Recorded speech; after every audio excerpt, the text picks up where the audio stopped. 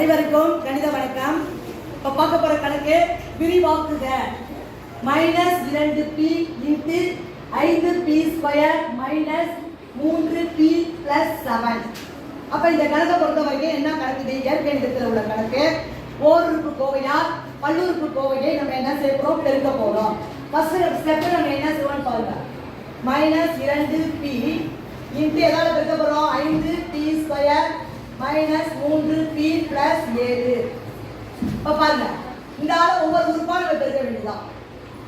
-2p into என்ன வரும்? 5p². அடுத்து என்ன இருக்கு? மைனஸ். திரும்பவும் அதே நம்பர் எடுத்து எழுதிக்கிறோம். -2p பெருக்கல் என்ன கொடுத்துருக்கு? -3.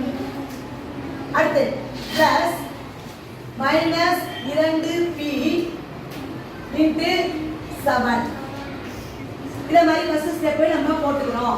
போட்டுட்டு அடுத்து பாருங்க, இப்போ பெருக்கி போட போகிறோம். 2 5 பெருக்குனா மைனஸ் இன்ட்டு ப்ளஸ் மைனஸ் 2 5 பெருக்குனா 10. p போட்டுக்கிறோம். இங்கே 1 இருக்கு, இங்கே 2 இருக்கு. அப்போ p1 + 2 அடுக்கு. அடுத்து மைனஸ் இன்ட்டு மைனஸ் ப்ளஸ்.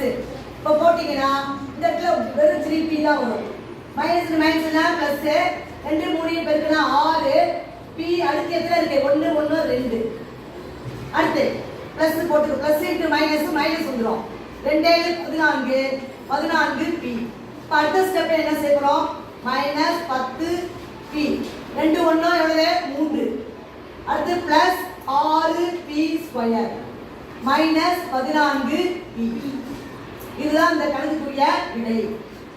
புரிஞ்சுங்களா? அப்ப என்ன பண்ணிருக்கோம்? ஒவ்வொரு உறுப்பால பெருக்கிருக்கோம்.